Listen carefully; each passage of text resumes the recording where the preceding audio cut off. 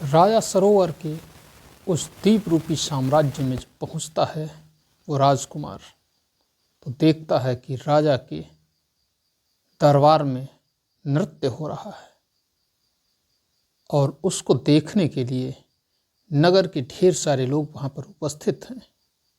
राजकुमार भी उन्हीं लोगों में जाकर के बैठ जाता है। मित्रों, ये दिन तो ऐसे ही निकल जाता है। अगला दिन होता है, अगले दिन फिर राजकुमार पहुंचता है और फिर वो दिन निकल जाता है। ऐसे ही 4 दिन बीत गए और राजकुमार प्रतिदिन उस राज दरबार में होने वाले इस नृत्य संगीत के कार्यक्रम में पहुंच जाता था। राजा सरोवर ने उसको देखा तो चौथे दिन उन्होंने उसे रोक लिया और उससे पूछा कि हे युवक, तुम कहाँ से हो? मेरे राज्य के तो प्रतीत नहीं होते हो। अवश्य ही तुम किसी दूसरे राज्य से आए हो। तब उस राजकुमार ने कहा कि हाँ महाराज, मैं आपके राज्य का नहीं हूँ, मैं पास के राज्य से आपके यहाँ आया हूँ और मैं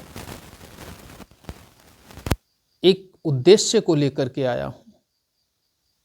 तो राजा ने पूछा, कौन सा उद्देश्य?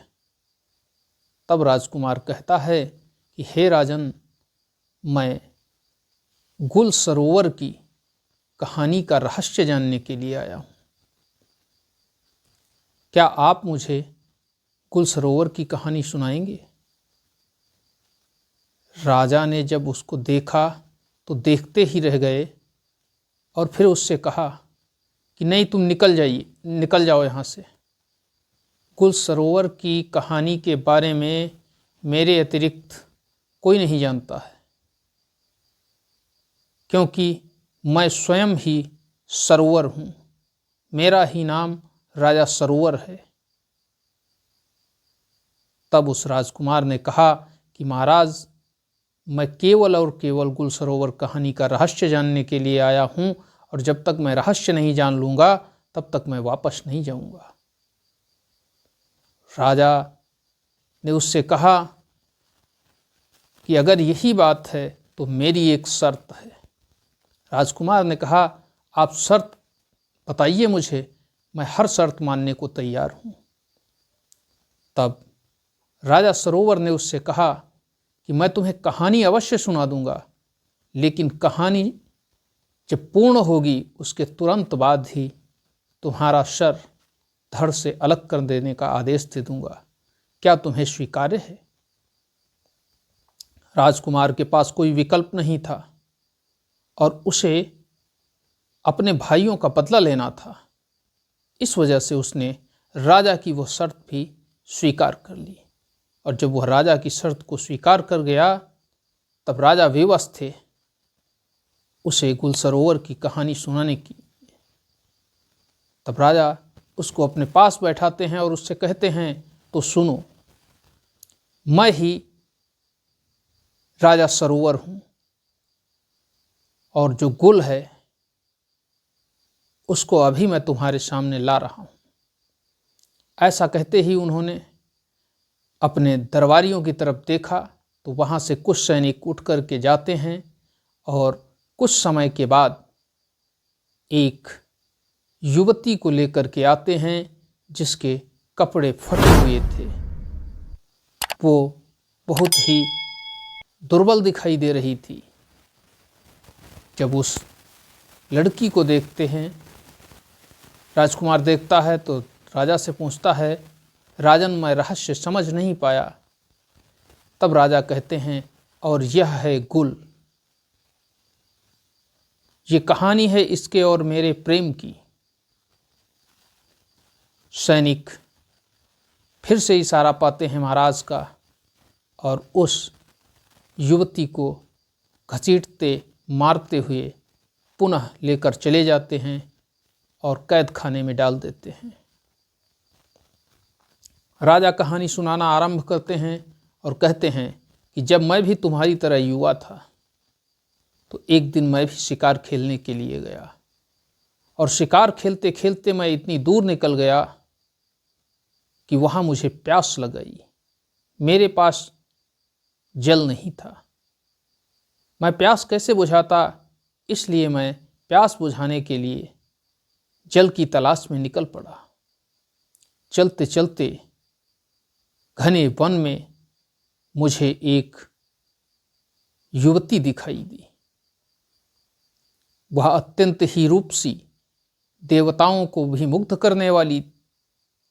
मैंने उसे देखा तो मैं एकटक देखते ही रह गया। मैंने उस युवती से उसका परिचय पूछा तो उस युवती ने कहा कि मेरा नाम गुल है और आपका। तब मैंने बताया कि मेरा नाम राजा सरोवर है। मेरी आसक्ति को देखते हुए उसने पहले ही मुझसे कह दिया, क्या आप मुझसे विवाह करना चाहते हैं? मेरे तो मुंह की बात उसने कह दी थी। मैंने तुरंत ही हाँ कर दिया। उसने कहा कि तो मुझसे विवाह करने के लिए आपको मेरे घर चलना होगा। आपको मेरे पिताजी से आज्ञा लेनी होगी। राजा तुरंत ही तैयार हो गए और वह उस गुल रूपी कन्या के घर की तरफ चल दिए। जब राजा सरोवर पहुँचे तो उसके माता पिता ने ये विवाह करने से मना कर दिया और उन्होंने कहा कि राजा की और प्रजा की बराबरी कैसी, ये विवाह मुझे स्वीकार्य नहीं है। ऐसी स्थिति में गुल ने कुछ समय मांगा और 4 दिन तक राजा उस गांव के बाहर पड़ा रहा और 4 दिन में गुल ने अपने माता पिता को समझा बुझा करके राजा से विवाह करने के लिए राजी कर लिया। अब राजा सरोवर और गुल का विवाह हो गया। गुल महारानी बन गई और वहाँ से अपने राज्य की राजधानी के लिए प्रस्थान करती हैं। रास्ते में महारानी गुल राजा से कहती हैं कि मैं तुमको पाकर अत्यंत प्रसन्न हूँ क्योंकि तुम मेरे प्रेम हो। मैं अपना सारा जीवन तुम्हारी सेवा में लगा दूंगी। मैं तुम्हारे ऊपर आने वाले हर संकट को अपने ऊपर ले लूंगी। आपको जीवन में कभी कोई कष्ट नहीं होने दूंगी। राजा सरोवर कहते हैं, जब मैंने अपनी पत्नी के द्वारा इस तरह के शब्द सुने तो मेरे दिल को ठंडक मिली। मैं अत्यंत ही भाव विभोर हो गया और मैंने भी उससे कहा कि मैं भी तुम्हारी सेवा में कोई कोर कसर नहीं छोड़ूंगा। मैंने तुम्हें अपनी अर्धांगिनी बनाया है तो मैं भी अपने हर कार्य में तुम्हारी सहभागिता सुनिश्चित कर दूंगा। हम दोनों बातें करते हुए अपनी राजधानी पहुंच आए। राजधानी पहुंचने के बाद मैं अपने राजकाज के कार्यों में व्यस्त हो गया। अगले ही दिन जब हमारी और महारानी गुल की भेंट होनी थी तो उस दिन महारानी और मेरे बीच कोई विशेष वार्ता नहीं हुई और उन्होंने मुझे दूध पिलाया। उसके बाद मुझे नींद आ गई। ऐसे ही कई दिन निकल गए। मुझे जो दूध मिलता था मैं उसको पी लेता था और निद्रा के आगोश में चला जाता था। एक दिन मैं जाग गया और जब मैं जागा तो मैंने देखा कि गुल उस कक्ष में नहीं है। मैंने उसको इधर उधर ढूंढा लेकिन वो कहीं दिखाई नहीं पड़ी। अब तो मेरी सारी नींद भाग चुकी थी। मैं सोच रहा था कि आखिर वो गई तो गई कहाँ। मैं उसे ढूंढ रहा था और किसी से कुछ कह भी नहीं सकता था। तभी मुझे मेरे महल के द्वार से गुल आती हुई दिखाई दी। मैंने उसे देखा, कुछ भी नहीं कहा और पुनः आकर के अपने बिस्तर पर लेट गया। अगले दिन फिर मैं अपने राजकाज के लिए निकल गया, लेकिन मेरे मन में एक संशय ने जन्म ले लिया था। अब मुझे ये जानना आवश्यक था कि इतनी रात को कुल गई कहाँ थी। अगला दिन हुआ। अगले दिन भी मुझे वही दुग्ध का ग्लास दिया गया और मैंने उसको पी लिया, लेकिन आज मुझे नींद नहीं आ रही थी, क्योंकि नींद से ज़्यादा वो संशय मुझे झकझोर रहा था। कुछ समय के लिए मैंने जब सोने का बहाना बनाया, तुरंत ही मुझे सोता देख गुल राजमहल से बाहर की ओर चल दी। मैंने भी उसका पीछा किया। चलते चलते महल के बाहर दूर एक बाग में गुल पहुंचती है और मैं भी उसके पीछे छुपता हुआ वहां पहुंचा तो मैं देखता हूं कि वह एक साधु से मिलने जा रही है। साधु उस पर बहुत क्रोध दर्शा रहा है और कह रहा है कि आज तुमने इतनी देर क्यों लगा दी। तो वह कहती है कि आज मुझे अपने पति को सुलाने में थोड़ा समय लग गया और जब मैं उन्हें सुला पाई तब मैं आपके पास आई हूँ। वो साधु क्रोधित मुद्रा में उसे देख रहा था। इसी बीच उसकी नज़र पेड़ के पीछे छुपे हुए मेरे ऊपर पड़ गई। तो उसने कहा कि कोई है जो तेरी जासूसी कर रहा है। कौन है?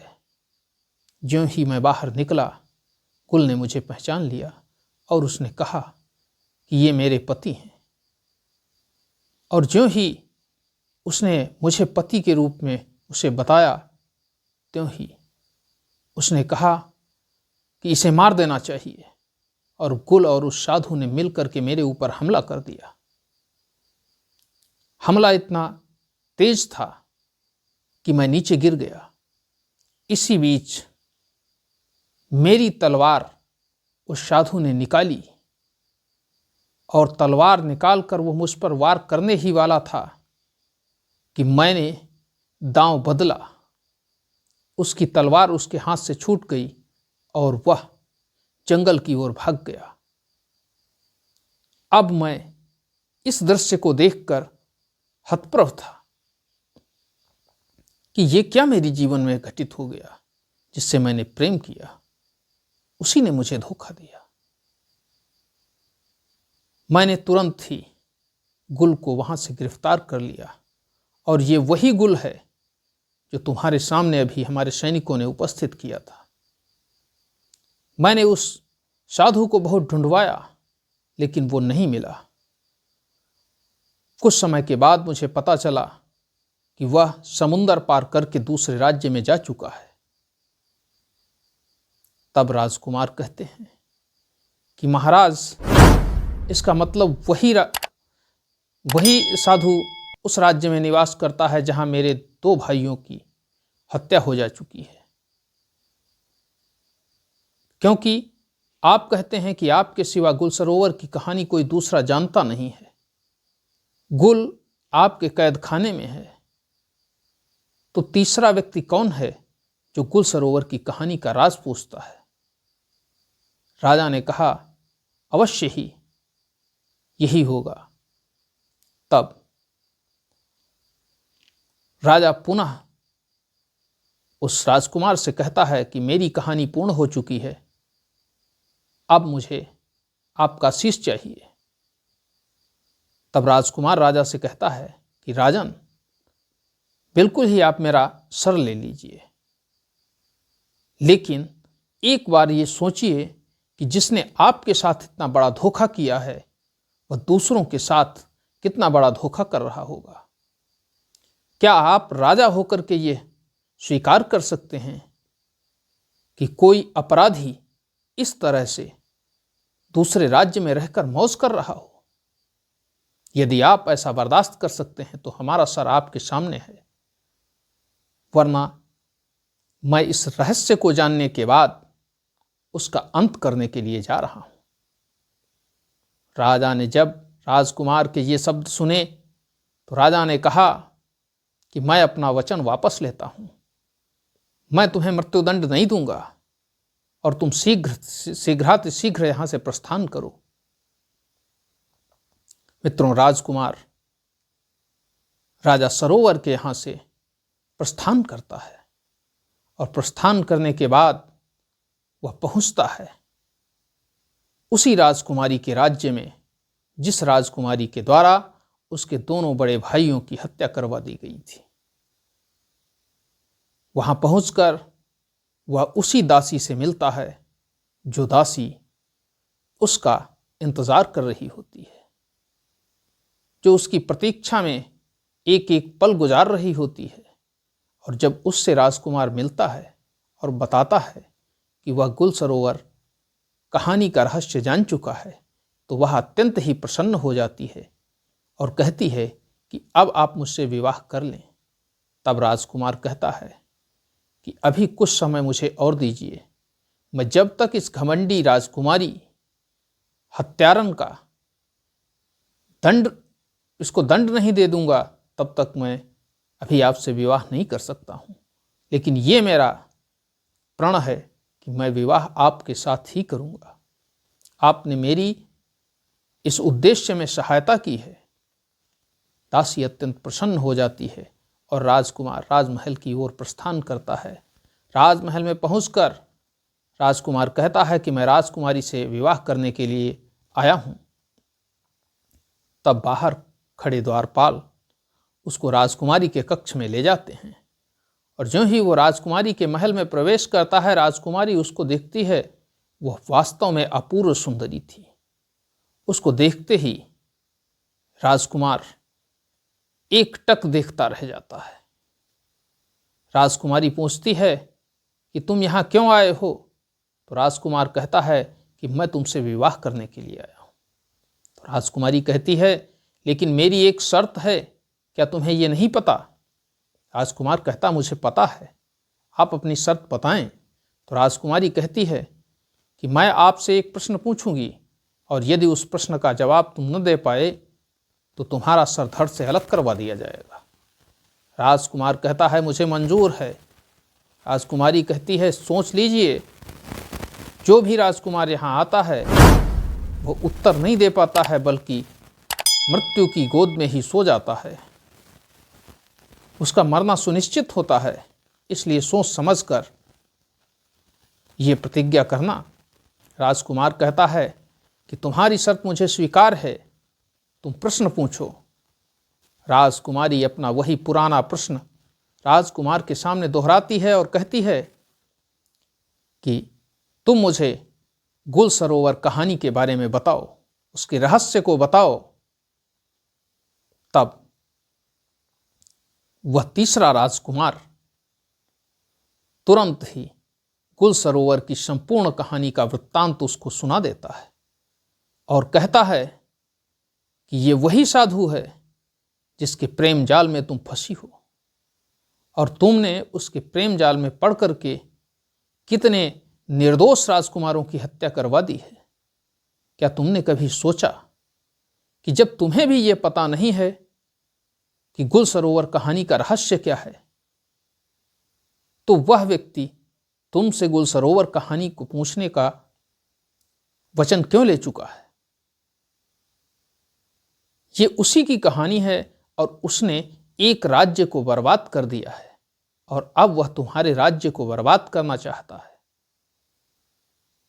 ज्यों ही ये बात राजकुमारी के सामने पहुंचती है तो राजकुमारी का पारा 7वें आसमान पर पहुंच जाता है और वह कहती है कि तुम तुरंत ही मेरे साथ उस साधु के पास चलो। राजकुमारी और राजकुमार दोनों ही उस साधु के पास पहुंचते हैं और जब साधु से मिलते हैं तो उससे उसकी हकीकत के बारे में जानकारी करते हैं। साधु टाल मटोल करता है और वह राजकुमारी से कहता है कि राजकुमारी, तुम्हें क्या हो गया है? तुम मुझसे ही प्रश्न कर रही हो। राजकुमारी कहती है, नहीं, सच्चाई मुझे बताई जाए, मैं सच्चाई जानना चाहती हूँ। तब वो कहता है कि मेरी सच्चाई तुम सुन नहीं पाओगी और इस कुल सरोवर से मेरी सच्चाई का कोई लेना देना नहीं है। तभी राजकुमार कहता है कि लेना देना है, क्योंकि गुल सरोवर की कहानी वाले साधु तुम ही हो। तुम उस राज से भाग कर आए हो, क्योंकि उस साधु की हत्या राजा सरोवर ने नहीं करवाई, क्योंकि वह उन्हें ढूंढने पर मिला ही नहीं। तुम वही हो, और तुम्हारे चित्र के बारे में भी उन्होंने मुझे बताया था। मैंने तुम्हें पहचान लिया है। अब ज्यों ही राजकुमार के मुंह से इस तरह के शब्द वो साधु सुनता है, वो गिड़गिड़ाने लगता है, वो राजकुमारी के चरणों में गिर जाता है और प्राण रक्षा की भीख मांगने लगता है। मित्रों, इस तरह का कृत्य करने वाला व्यक्ति बहुत ही दुष्ट होता है, बहुत ही चापलूस होता है, बहुत ही धूर्त होता है। और वो सोचता था कि राजकुमारी के चरणों में गिर करके वह राजकुमारी को फिर से पिघला लेगा, लेकिन राजकुमारी के चक्षु खुल चुके थे और वह समझ चुकी थी कि ये छलिया है और ये छल कर रहा है। इसने मेरे द्वारा कितने ही निरपराध राजकुमारों की हत्या करवा दी है। इसलिए राजकुमारी तुरंत ही अपने सैनिकों को आदेश देती है कि इसे बंदी बना लिया जाए। तब उनसे राजकुमारी पूछती है कि मैंने तो उन राजकुमारों को नहीं मारा, लेकिन तुमने उस राजकुमारों को कहाँ पर मार करके डाला है? तब वह कहता है कि तुम मुझे बख्श दो, उन राजकुमारों को मैंने मारा नहीं है, बल्कि उनको बंदी बना लिया है। राजकुमार कहता है कि कहाँ बंदी बनाया है, तुरंत ही मुझे दिखाओ। तब राजकुमार और राजकुमारी उस साधु के साथ उस स्थान पर पहुंचते हैं जिस जगह पर उस साधु ने बंदी गृह बनाया हुआ था। और बंदी गृह में जब पहुंचते हैं तो देखते हैं कि उसमें 100 से अधिक राजकुमार बंदी हैं, और उनमें इस राजकुमार के वह दोनों बड़े भाई भी हैं। राजकुमार राजकुमारी से कह करके उन सबको मुक्त करवा देता है और अपने भाइयों से गले मिलता है। साथ ही साथ उस साधु को उसी कारागार में सदैव के लिए बंद कर दिया जाता है। अब राजकुमारी उस राजकुमार से अत्यंत ही प्रभावित होती हैं और कहती हैं कि मैं तुमसे विवाह करना चाहती हूँ। राजकुमार राजकुमारी से विवाह करने से मना कर देता है और वह कहता है कि मैं आपसे आपके प्रश्न का उत्तर देने इसलिए नहीं आया था कि मैं आपसे विवाह करना चाहता था। ये तो मेरी एक चाल थी। मैं तुमसे अपने दोनों बड़े भाइयों का बदला लेने आया था। खैर, ईश्वर को धन्यवाद देता हूँ कि मेरे दोनों ही भाई जीवित हैं, और जब दोनों ही भाई जीवित हैं तो अब तुमसे विवाह करने का अधिकार इन्हीं दोनों भाइयों को है। अब इनमें से आप जिसको चुनेंगी या ये दोनों डिसाइड करेंगे कि किसके साथ आपको विवाह करना है, आप उसके साथ विवाह कर सकती हैं। मैंने तो अपना जीवन साथी चुन लिया है। राजकुमारी तुरंत ही पूछती हैं कि किसे? तब राजकुमार कहता है कि तुम्हारी ही एक दासी है। मैंने उसे अपने जीवन साथी के रूप में चुन लिया है और वह भी मुझे अपने जीवन साथी के रूप में चुन चुकी है। तब मझला राजकुमार कहता है कि बड़े भैया के रहते हुए मैं तुमसे विवाह नहीं कर सकता हूँ। और राजकुमारी का विवाह उस बड़े वाले राजकुमार के साथ हो जाता है जो कि जंगल में शिकार करते हुए एक पागल को देखता है। और फिर तीनों ही राजकुमार उस राजकुमारी को और उस दासी को लेकर के राजमहल में आ जाते हैं। मित्रों, इस तरह से ये एक जो कहानी थी गुल सरोवर की, उसका सारांश आपके सामने आ चुका है, वो आपको बताई गई है। अगले दिन ये तीसरा पार्ट है। अगले दिन हम एक अलग कहानी लेकर के आपके सामने उपस्थित होंगे, और उस कहानी को भी जब आप सुनेंगे तो वह भी एक अलग ही तरह की कहानी होगी।